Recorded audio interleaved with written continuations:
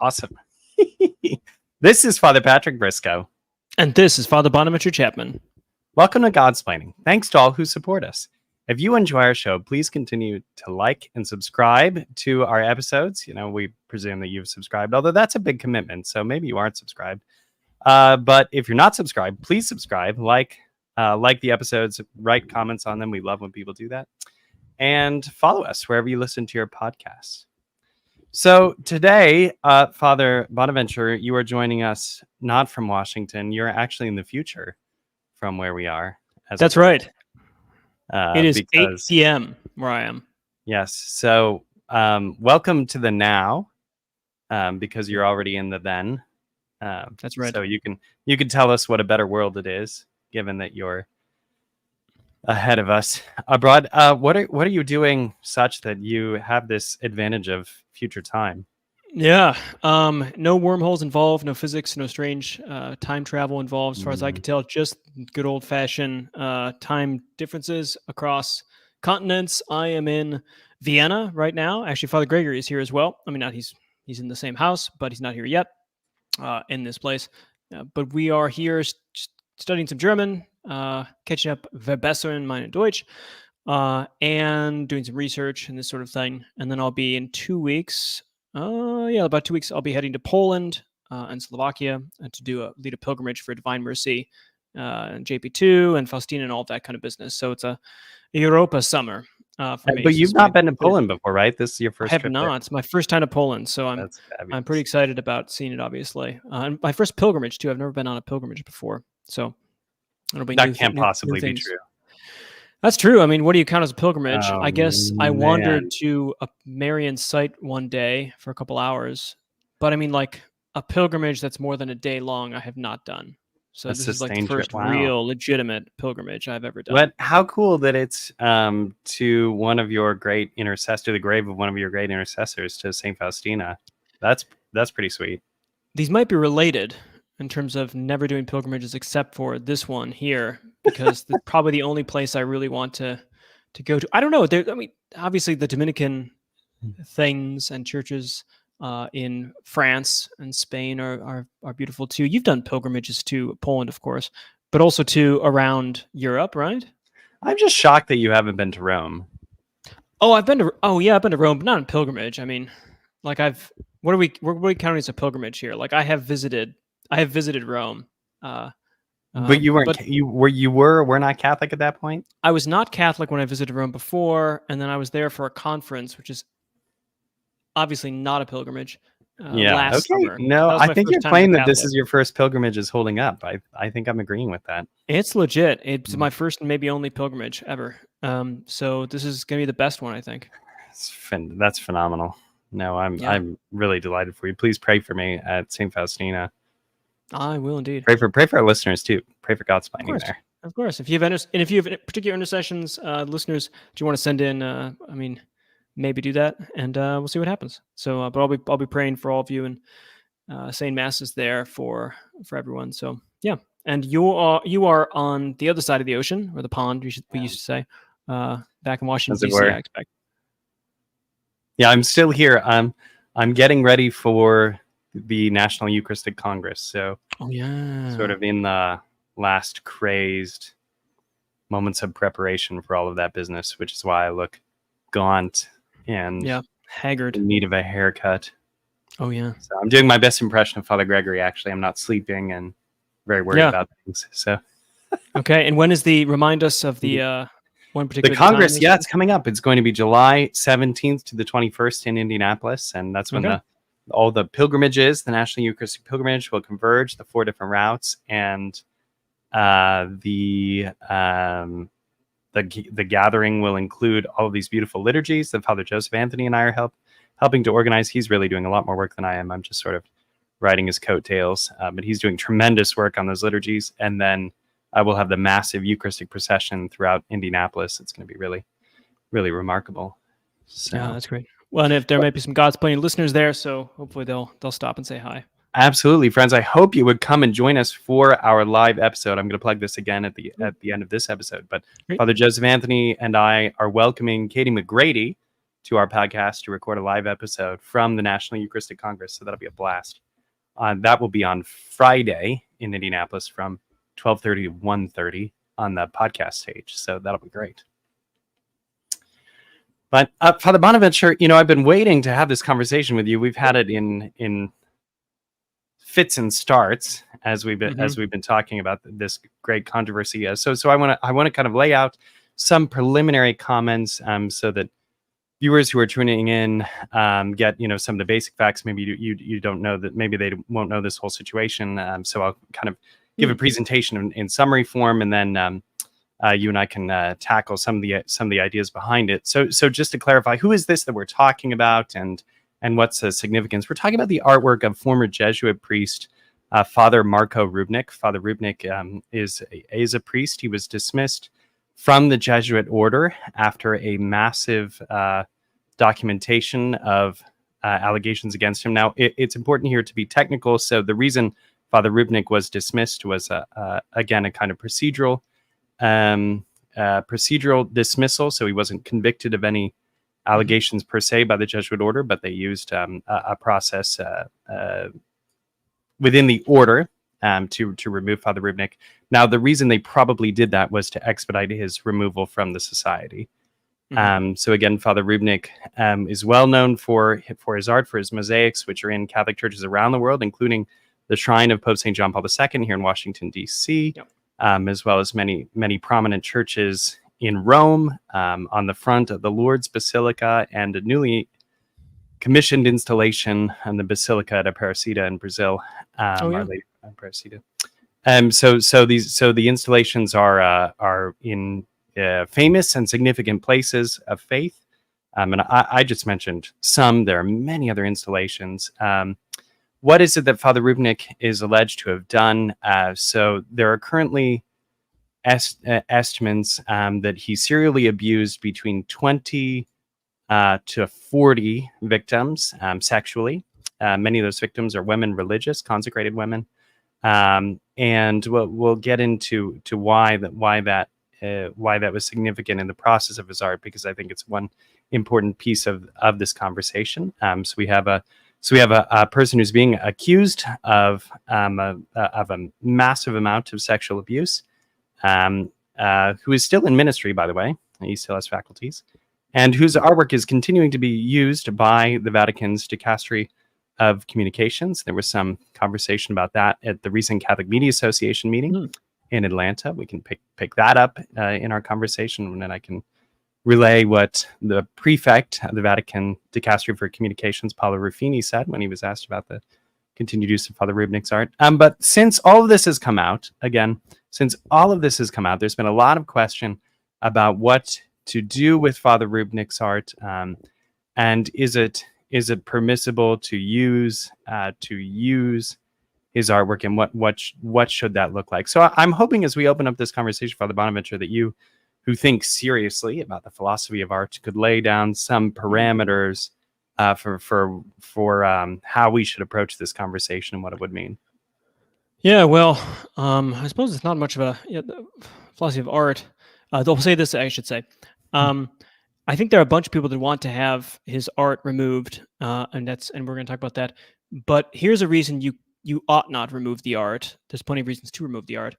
Is because you don't like his style. I mean, you could generally remove things for that, but sometimes I wonder if people, when making these arguments, just don't like his art. And many people don't like his art. I happen to like it. I don't know what your position is, but I happen to like the icon forms and the kind of big, weird Google eyes and the kind of strange floating circle that is in some of those things. So I like his mosaics myself. I really do enjoy them, and so it'd be a disappointment on just aesthetic grounds if they're removed, because aesthetically I find them pleasing. I know not everyone agrees with that. Some people just don't like them, but that's a separate issue. So if you don't like them aesthetically, we could do that.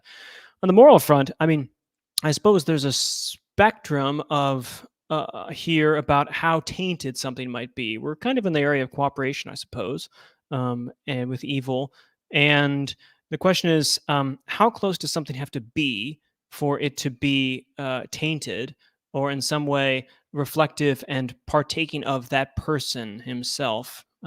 So from the philosophical realm, for instance, Martin Heidegger, one of the greatest philosophers of the 20th century, one of the greats maybe from all time, you might say and argue for, was a Nazi and never apologized for that, and had some, say, some nefarious views.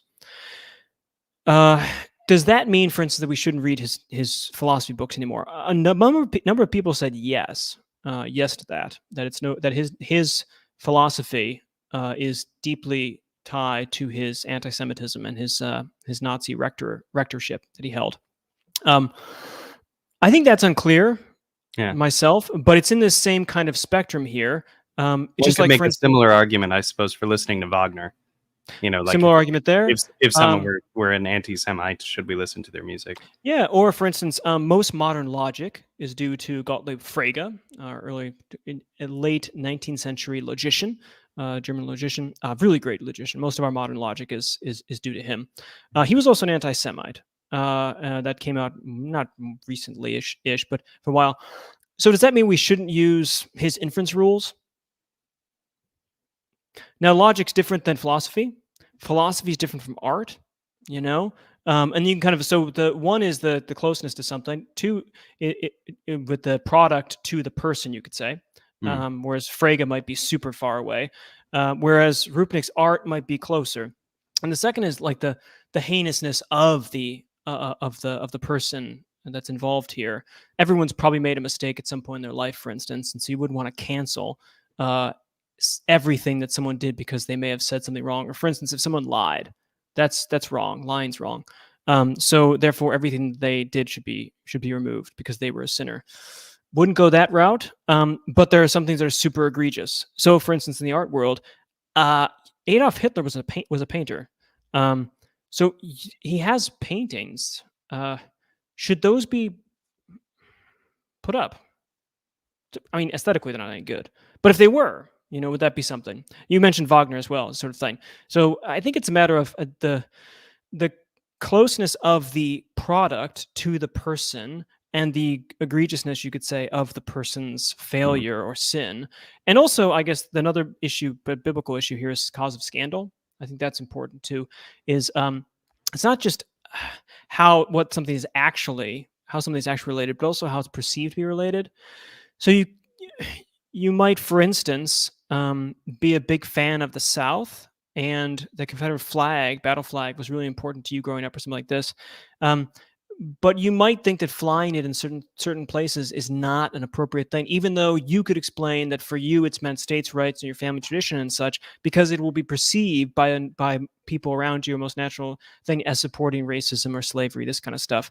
So the scriptures Paul talks about not being a stumbling block to your weaker brother, you could say. You don't want to say like, your weaker brother all the time.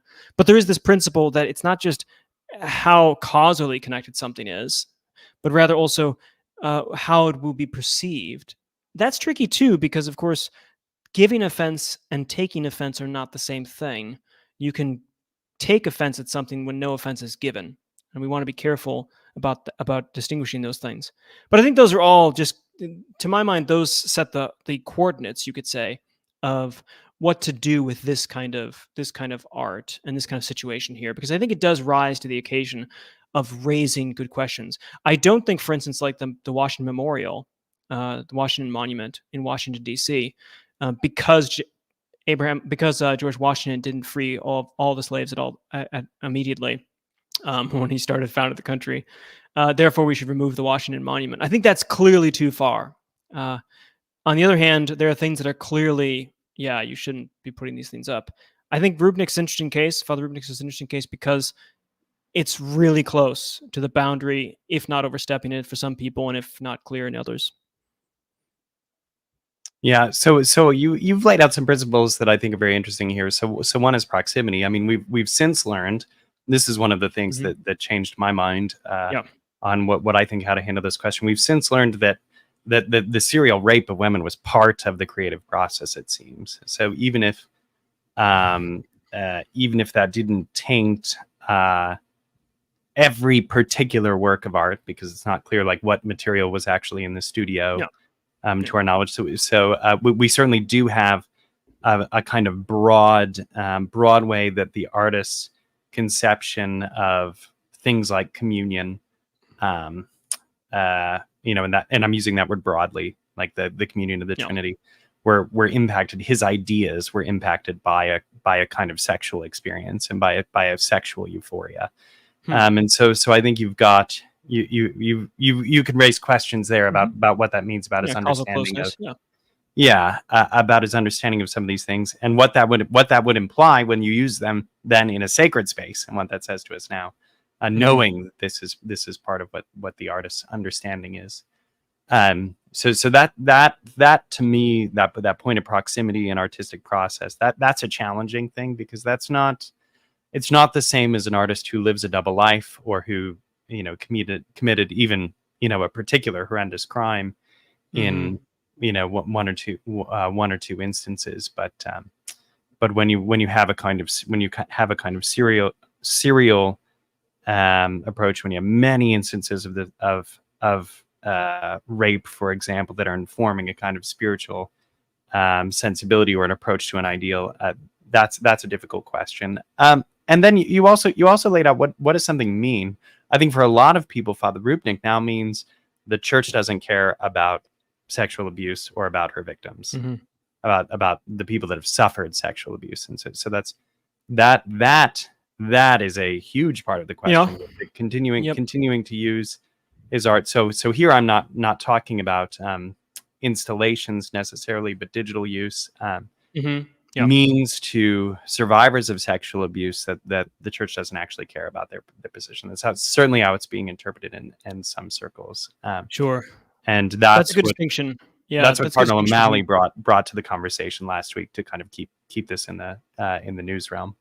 Yeah, that's a good distinction between current continual use. For instance, the removal of these and replacement of many of these pieces would be a tremendous expenditure of money. Impractical in some cases. That doesn't mean it's not the right thing to do. Whereas it doesn't cost you anything not to continue to use his art in media stuff. Like, you could just not use his art and leave these other things around, and that would say something, as opposed to continuing to use them and treat them as if it's no different. So I like that. That's a good distinction to make between leaving something, like not doing something, like as opposed to taking it down, you could say, or just not continue to use it, but also not actively taking anything down. That gives you kind of three options, I suppose. Take it down, don't use it. Take down art, continue to use it. That's the fourth option. No one would take that. You continue to not use it, but keep it up, and don't do anything.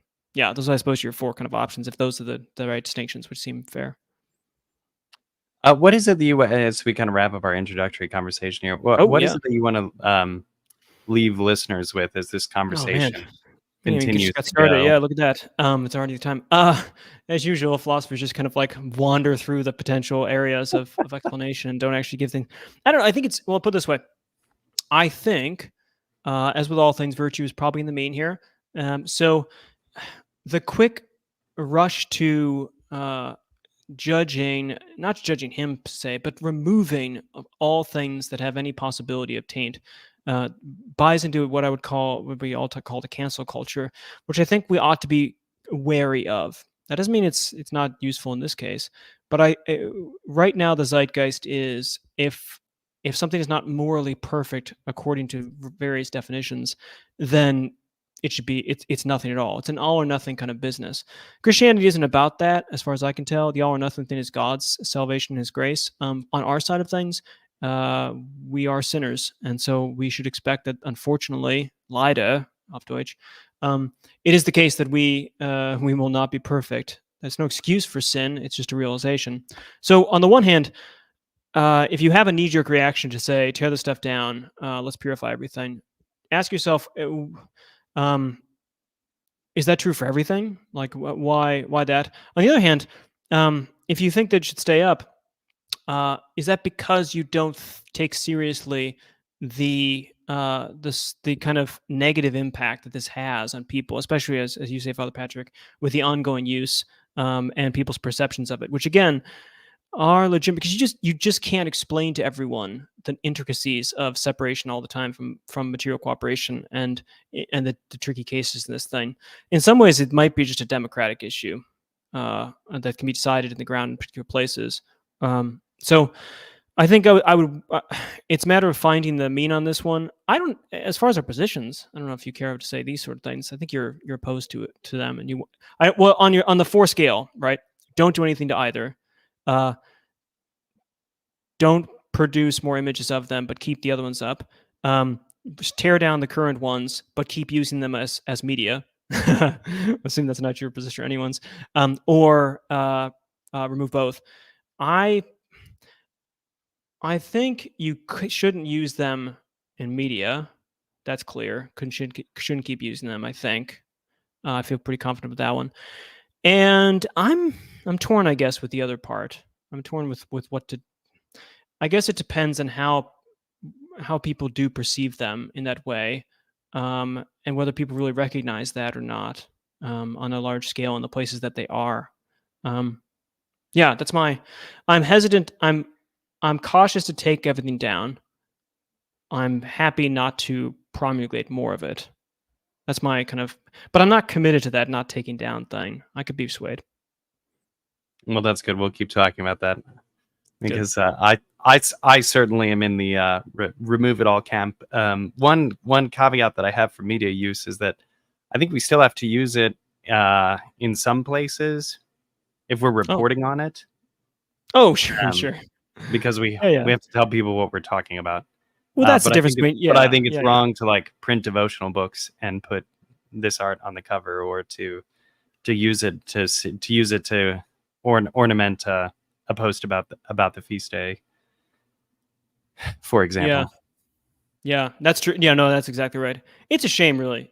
Sin is always a shame. This one's pretty shame, really even worse, because I really like this art, and it just doesn't help the cause, because it's just he's a horrible man. Yeah, and I think that's where we land, because ultimately, what would I love?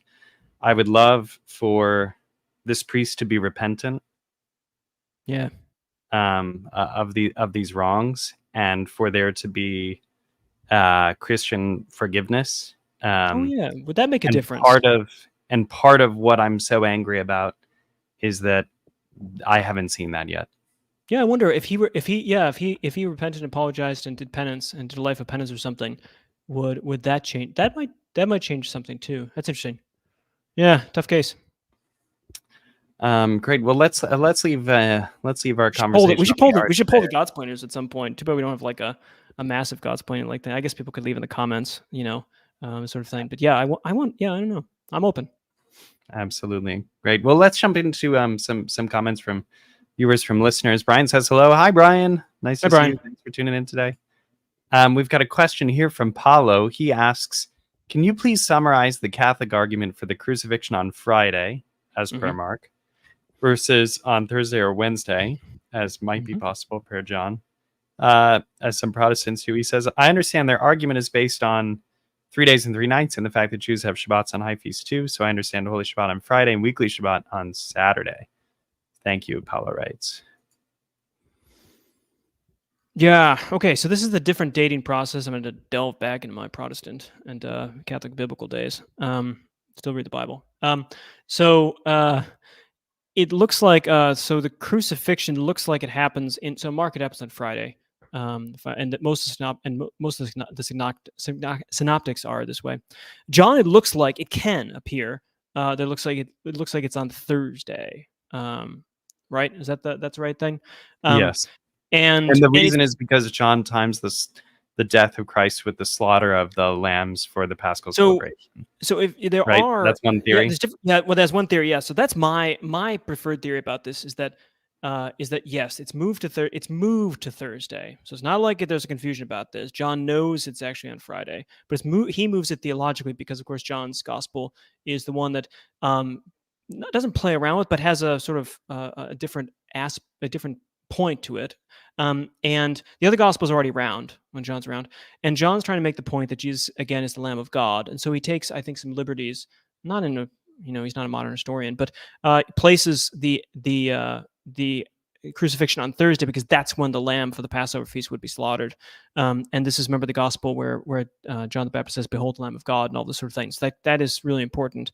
You can, though. I mean, it is a calendar issue. If you really want to dig into the weeds here, you can actually look and say, actually, the calendars line up because one of them is doing from a different calendar, this kind of thing. I'm hesitant with that kind of stuff myself, but generally, I think it's the Friday is the one that synoptics have, and then Thursday is John, because John is willing to move. I mean, they all kind of move stuff because they're painting a portrait of Jesus and not like a photograph of him. They're trying to say things more than just a photograph. They're trying to paint a picture that's more revealing, actually, in some ways than just random things would be. They're not unhistorical, but they do paint a picture with it in a way. And John's trying to do this with crucifixion. That's my take on it. I think that's where I land. I'm not a biblical scholar. I'm not as committed to that one as a biblical scholar might be. But that seems to make sense to me, because it does look like, if you just read the accounts, that John has the crucifixion on Thursday, and that's when he explicitly says when the lamb is prepared for it. So it's like he's signaling to them that this is what he's doing. That's my take. Yeah, ditto to all of those things. I don't really have anything to add. HG says, good evening. Oh, he's in your time. There we go. That's nice. Hi, HG. Thanks for tuning in. Oh. William writes, he says, Father Patrick, I'd never heard of this topic, and having looked it up, found a well-written article about it in OSV. Forget who the author was. Kidding. Yeah, I bet. I presume you're referencing my commentary on this. Anyway, do you think the location of the art matters? When there was a controversy over statues of Confederate leaders, I found the appropriateness of the location as well as the intent to be a key factor. Here, too, his art in particular areas could be very distressing, William. Yeah, so Father Bonaventure and I didn't really get into that very much, but I think one of the realities that we have here is we're dealing with a sacrilege in the cases of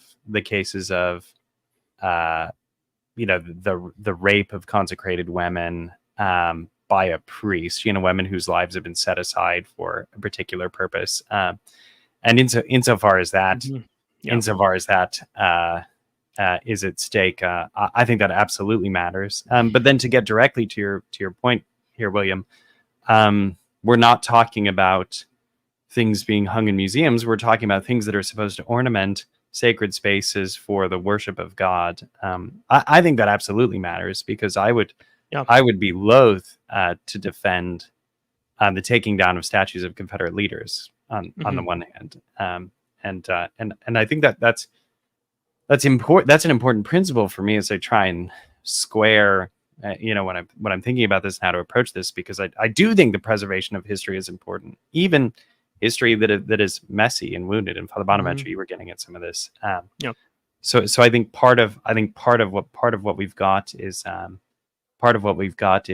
which is why I'm probably more inclined to say we should cover them up rather than remove. I don't know that I want to make a distinction there, because that's a little bit of, how do you, those chapels, how does that, it's just like, how do you cover, then the problem with the chapel ones is plaster over it. Yeah, but the problem is that the chapels become like a memorial. The chapel becomes a new thing. I think if you're going to remove them, you got to remove them and replace them with something just as good, basically. Okay, yeah, that's probably right. Right, I want to set that to the side. Yeah. Oh, that's hard. It's absolutely. I mean, yeah, just don't do this anymore. Okay, priests. All right, great, done. Yeah, exactly. It's just really ridiculous. Really, yeah, it's just unbelievable. Yeah, live the gospel. Sin is. It's unbelievable. You can't make sense of it. Kimberly sent us a question here. She says, hello, fathers, love you all. I'm so grateful for all you do. What are your thoughts on when Jesus knew exactly who he was and exactly how he knew? I've read it as baptism, but it seems like he must have known before that. What might Mary have told him? Do you think she knew more than is written? Thanks again for all you do. Can't wait to meet you all one day, Kimberly. Oh, that's great. That's so great. Kimberly, that's great. This is such a great question. And it's one of those that... it's a perennial question. It's a really important question. And it's one that's super interesting, because the more you think about it, the more you start to figure out, like, oh, it's got to be that way. And the more it becomes confusing of like, well, how could it be that way? So Jesus is the second person of the Blessed Trinity, the Son of the Father. So he has to know. This is a debate. There's a little bit of debate, but not that much, to be honest. He has to know basically, as far as he knows anything, who he is, his self-identity. There's all sorts of theological reasons for this, because if his life is to be a sacrifice, it's something he has to do. He talks about his whole life being this offering, and the offering has to be as the Messiah, as the Son of God, and therefore he has to intend. He didn't like stumble in or like at some point realize when he was, this is what I'm going to do now, like a life plan. Like he just he couldn't do that. So you realize, like, theologically, if the atonement is to be what it is, and Christian thought is to be what it is, and the sacrifice of the Mass is to be what it is, and Catholic Church is to be what it is, that he has to know all the time. Then it becomes an issue of like how and what would that be like? How is the question of, did he know this by learning it? Well, if it was from all the time, then it couldn't be learned in that way. So Mary didn't like tell him, by the way, Angel Gabriel, you want to be son, I got to tell you a cool story. So it has to be some sort of direct knowledge he's got, because he's got a divine intellect and will, right? It's a hypostatic union. Christ is two natures, one person, right? One person, two natures. Trinity is three persons, one nature. He's two persons. He's one person, two natures. So he's got a divine nature, which means he's got divine intellect and divine will. All right. So he's got to know. He knows what God knows. Okay, because he's God. Then the question is, like, how does he know it? And Dominicans tend to think that he's got what's called the beatific vision. He has a direct insight into this. It just seems like that's just the knowledge that God would have. And then the second question is much more important to me. I get that dogmatically. But like, what? So you're like 2 years old and you're the Son of God. Don't know the psychology of a divine person. Don't know what that is. But that's it's clear that he has to know this all the way. He didn't learn this. He didn't have faith. He didn't cross his fingers and hope that he was the Son of God, or kind of like grow in his self-awareness of this kind of thing. He grew in, scriptures talk about he can grow in some knowledge. So he learned how to do some things, I suppose, but not self-identity. He didn't find out who he was. He always knew who he was, because he couldn't lead the mission he had if he didn't know all the time who he was. Mary is tricky too, because Mary knows a lot. She has a lot of information, but she doesn't know as much as Jesus does. It's not clear how much she knows. She knows more than she tells, because she doesn't talk a lot in the Gospels. So she's keeping stuff in her heart. She's treasuring it in there, as the scriptures say. And of course, I'm old-fashioned, so I believe that John wrote John's Gospel. So I also believe that that's a lot of it from Mary's insight. That's why John comes up with the things he does, moves around things he does, and says the things he does, because he's got Mary to tell him a lot of stories, because that's the tradition. So I'm old-fashioned. I don't know. But she knows more than she can tell, and a lot of it's in John's Gospel, I would say. And even then, remember, if there are books written, they couldn't fill all the world about what Jesus did. So, but Jesus' self-knowledge, although it seems like it'd be something he'd grow into, because what does a 5-year-old or what does a 10-year-old know about being the Son of God? The minute you start thinking about it, you realize it's got to be all the time. It's got to be some sort of direct knowledge of self-identity. He doesn't discover any of that. And then it's the question of like, what did it mean? And that's where we hit a nice boundary, because I have no idea what it's like to think as God. I don't know. I think that I want to underscore I want to underscore this point that the Virgin Mary knew more than is written, certainly, because I think there's a special knowledge, right? She's playing a special role in salvation history. We know in the kind of natural level that there's a unique relationship between mothers and sons, and I think that would that there would be a kind of share in that, certainly in the theological realm, that she would have a sharing in Christ's life and in his suffering in a dynamic, special way. So that's an argument from fittingness, take it or leave it. And I think too that certainly the Virgin Mary had a confidence in God's providential plan, because she wasn't despondent. I mean, she was sorrowful, but she wasn't despairing. The Virgin Mary didn't despair during the crucifixion. That's a good point. She knew that Christ's mission was to die for our salvation, and so that there's to think that would be upheld by a special knowledge seems perfectly reasonable to me. HG says he shares a prayer intention here. He says, not a question, but a prayer request for the divorce bill to be stopped from being implemented in the Philippines. Definitely. I hadn't heard of that, but that makes sense to me. Another prayer request. Carolyn wants to pray for Mm. the traditional Latin Mass. Yeah, fair Which, enough. yeah, exactly. We certainly will. Miss Goody Two Shoes says there's likely no virgins in the Roman Catholic Church, so he's just the tip of the drugging and sex trafficking in the Roman Catholic Church. So the same as any art, I presume his artistic community maybe is what she means. I would just like to say that it's not naive to believe that people can be virtuous and that they can live admirable and upworthy lives. And certainly we continue to have many saints in the church. And so I don't know that I want to paint the entire church with that broad a brush. Let's say I know for certain that there are virgins in the Roman Catholic Church. Yes, there's there.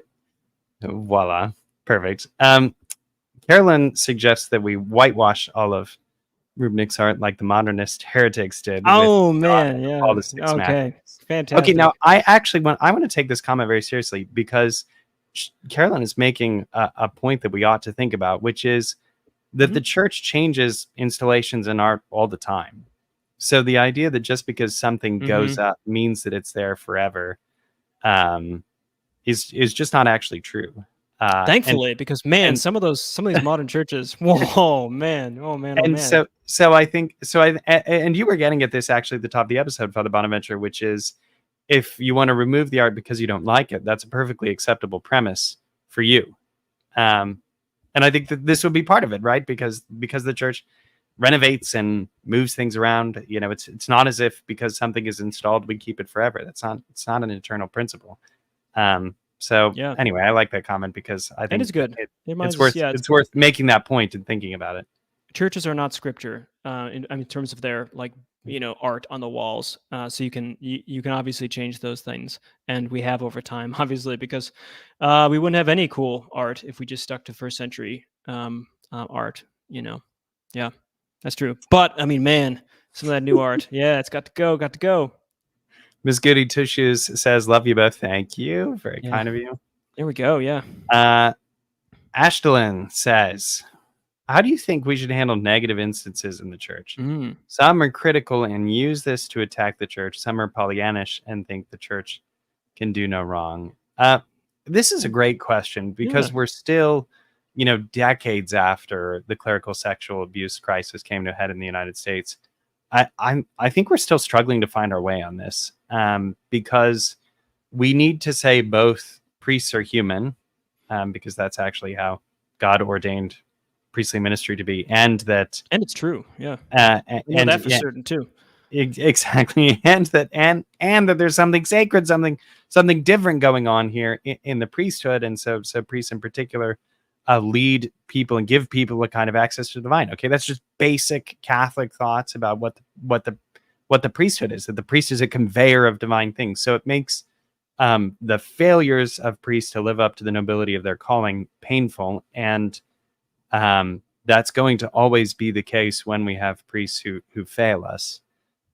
So I think in some ways these 2 points are perennial, where you're going to have people pounce and write the "See, I told you every priest is awful" article, and you're going to have defenders say, why would we even really talk about any of this? We could just move on and let things be. So I think we'll always have those 2 reactions. I mean, early on, this was the Donatist controversy, right? The church had to deal with the issue of priests who denied the faith in face of persecution, and then once persecution ended, were coming back, and many Catholics were saying, you can't offer valid sacraments. You can't come back. This is it. You denied Christ, therefore. And Augustine's defensemen, no, it's Christ who's the church. We're just the instruments. We're broken instruments as it is, and so you can't reject the efficacy of the sacraments if these men are validly ordained and such. Otherwise, you think that the sacraments are just from man and therefore depend upon man's moral rectitude. We don't believe that for the sacraments. There's all sorts of reasons you can deal with people who are bad priests, and you ought to. But in terms of denying their sacramental efficacy or such, the church early on said, no, remember, we believe this is God that's doing this. And it's good to remember that. And I think that's helpful. And it doesn't mean you don't do anything about things, but it's a good reminder that at the end of the day, God is the the one who gives us all graces, and we're his instruments, whether we're being knowledgeable and loving in being used by him, or whether we're being sinful. Unfortunately, it happens. HG, this is good. That takes us into HG's question. Mm-hmm. He says, related to this topic, how do we respond to people condemning the church for teaching the radical mercy offered to even deplorable sinners like sexual abusers? And his related follow-up is here. How do we explain the concept of true repentance to a world that can't seem to understand forgiveness anymore, cancel culture? And you kind of referred to that, Father Bonaventure, so I'll let you respond here to these points HG is making first. Yeah. This is this is the context too, where I think this falls in, is that the rush to judgment on cancel culture is really actually like people can hear us doing the right thing for the wrong reason. And I think there's so again, thinking about going to Poland and pilgrimage and mercy, again, the radical mercy of Christ. There just is a radical mercy in Christ that we're committed to, that no one is outside of the bounds of salvation if they, as called by God. You have to accept it, though. That's what I'm hung up on, in this particular case, or any kind of yeah. No, user, exactly. right? I mean, exactly. You have to approach the community and ask for it. Well, that's the difference between. I mean, that's the difference between like believing that there's a hope for salvation of all, and believing that everyone's going to be saved automatically. Yeah, I think that's right. Yeah, exactly. So the radical mercy is extended to all, such that there's always a possibility for it, but it doesn't mean therefore it's a inevitability in universalism or something. Same thing here with sinners. I think it's right to say, if we're going to take things down, we have to be clearly distinguished between what we're doing and what cancel culture is doing, because I don't want us to think the church is too often just kind of like catching up. This is our problem. We're always catching up to things, trends. We start doing cancel culture 20 years after cancel culture. Yeah, exactly. Like, as opposed to leading the way on certain things, good things. We could do that. But again, on this particular issue, I'm not sure exactly where that one falls. But it's good to be attentive to doing the right thing for the right reason. What is that T.S. Eliot Word of the Cathedral line? The fourth temptation is the fourth is the greatest temptation, to do the right thing. The right thing for the fourth wrong temptation reason. Is the greatest treason. Do the right thing for the wrong reason. Do the right thing for the wrong reason. And that's what we just. And again, it's hard to make that clear. People are going to say, "Oh, you're just saying too much about this." But we want to remind people that even if we take this stuff down and condemn it, it's not because there's no mercy involved for him, or Right. that the church is open to that, or the church is purifying itself from all sinners. The church can't purify itself from all sinners. Its point is to purify sinners, not purify itself from sinners, right? Take that. Yeah, nice. That's a good mic drop. Victoria says, I think it sends a political statement, too, that the church is separating itself from this type of behavior. Does the art offer anything substantial? If not, take it down. So Victoria is pointing us to a kind of meritorious argument. What is it that the art's saying? She says that she's meaning to say that they aren't equal, which is, I think that's an important point too. Insofar as we have to say, and Bonaventure, you were getting to this at the end of your statement there, that we have to make it clear what exactly it is that we're doing. And so, because otherwise, it's exactly what Victoria is suggesting. It is just politics, and that is the fear that there's just a kind of rubric of purity. A rubric of purity, that gets applied. Our devoted Jesuit listener, Father John Brown. Father John, fantastic! Oh man, joining in late, but in my opinion, the Rupnik art is ugly. Here I do. He says, objectively, take it down, reassign whoever decided to pay for it. Smiley That's face. Incredible. Well, this is Father John's a Jesuit, of course. So Father John has insight. He gets a couple of agrees here, I know, but see, that's the thing, though. Saying, HG Father says John wants hello. to take it down because of Father John wants to take it because it's ugly. We need to have a debate of whether it's ugly or not. I don't know. But de gustibus, what have you? I want to take it down because women religious were raped in the process of making it. And that's a good reason to take it down. If Father John wants to take it down because he doesn't like alien eyes, okay, he doesn't like weird aliens staring at him from the pulpit, then I mean, come on, Father John, what's wrong with aliens? No, I'm just kidding. That's great. Love you, Father John. You're fantastic.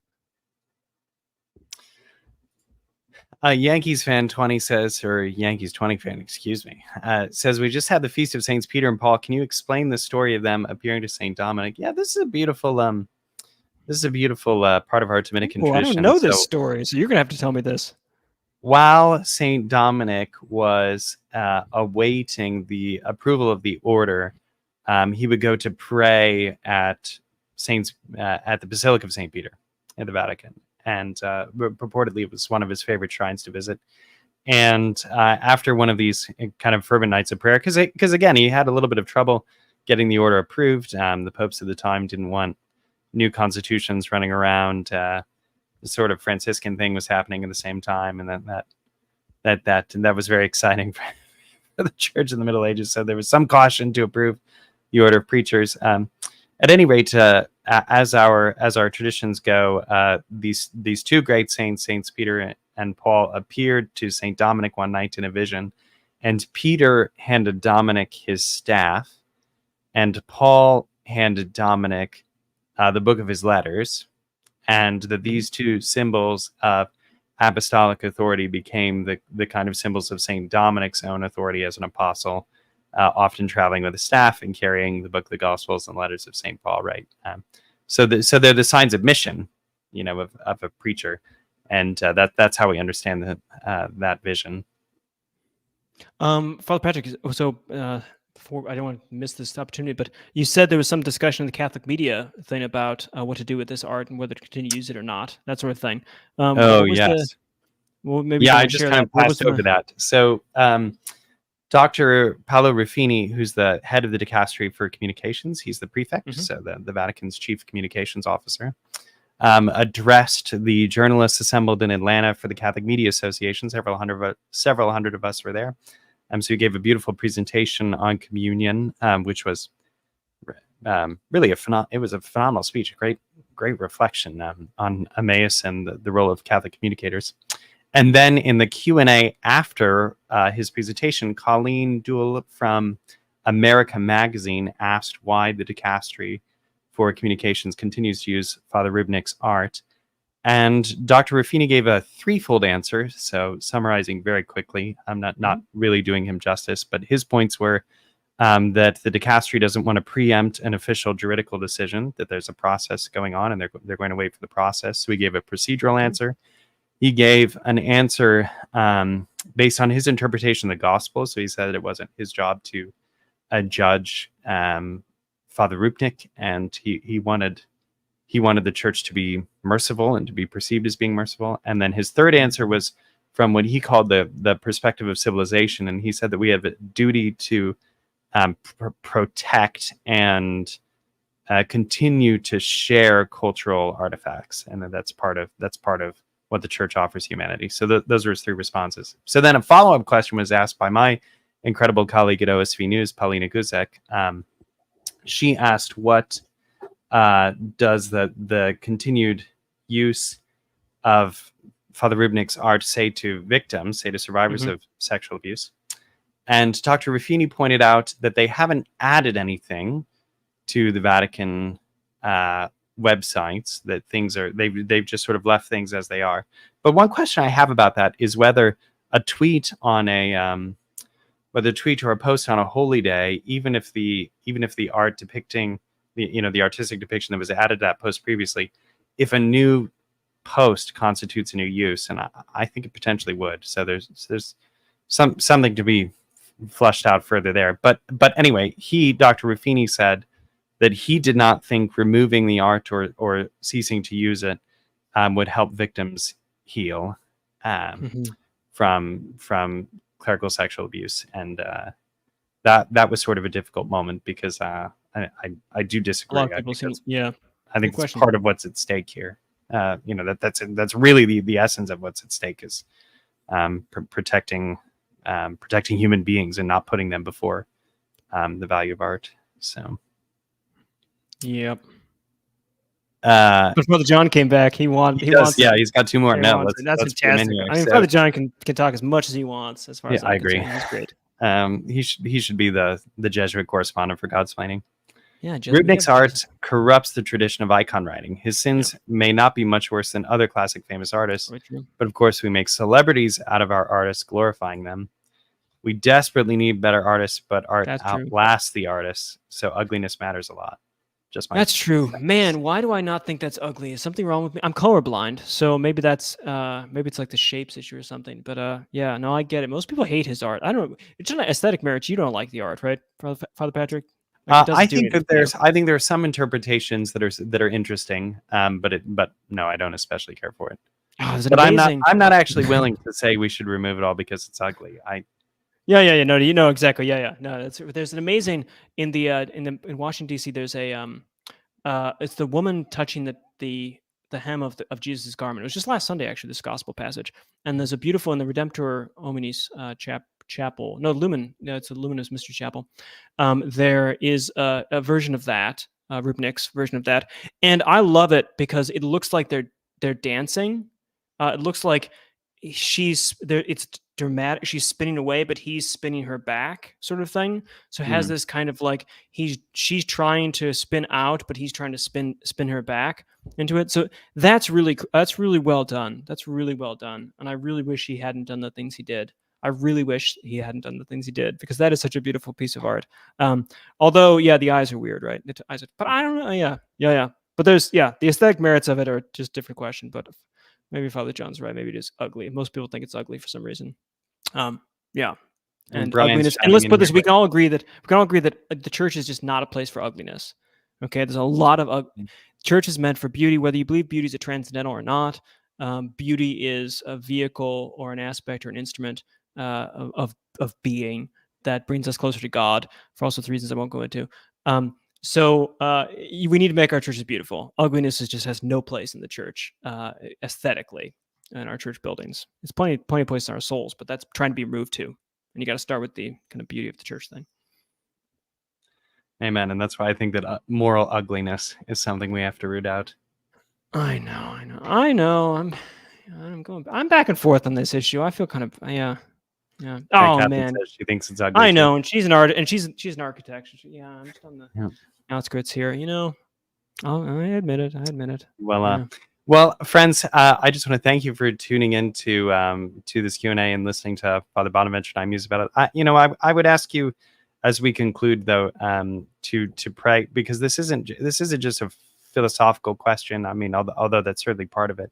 But we have many people who have just been wounded by the awful evil, by the horrific evil of clerical sexual abuse. So I'd like to ask everyone who listens to this episode to please pause and to pray an Our Father, Hail Mary, and a Glory Be for people who have suffered from clerical sexual abuse today, for their healing, so that they would know that the church is close to them and cares about the trauma they've suffered, and wants them to be healed, and wants them to know to know that healing grace of Christ. So I think it's really important that we always talk about the people who are at stake here, about the souls that are at stake here, about the people who need healing. Coming up, like I mentioned, Father Joseph Anthony and I will be recording a live episode of the podcast at the National Eucharistic Congress. So if you're going to be there in Indianapolis, please come to the episode. It'll be at the podcasting stage on Friday from 12:30 to 1:30 as part of the event. That'll be fantastic. Please pray for the National Eucharistic Congress, that everything goes well. And as we continue forward for our summer projects, Father Bonaventure and I are looking forward to our men's wilderness retreat, which is going to take place great. in Father North John's Carolina. coming, right? So if you're, I hope he is. So if you're a young man and interested in attending that retreat, please visit our website. You can check out information on that. It's coming up here in August, and that's a great retreat. Father Gregory and I have hosted it the past few years. This year, it's myself and Father Hiking Venture, Father Outdoors Adventure. Yeah, nice. Father Stoic Venture. Yeah. It's our theme is going to be taking on Stoicism. So I'm excited for what we're going to talk about in our conferences and pray about during that retreat. So I think that's it as far as exciting announcements I have. Friends, we ask that you would continue to pray for the podcast. If you think this episode would help someone who's debating this issue, please share this episode. Encourage people to listen to it. If you haven't already, subscribe to our channel, or not. You have the freedom to not subscribe too. Again, please leave comments. We love when you comment on our episodes. Give us a review. We appreciate that too. We love hearing from our listeners, please consider making a donation to our project, supporting us via Patreon. And finally, know that we're praying for you. God bless.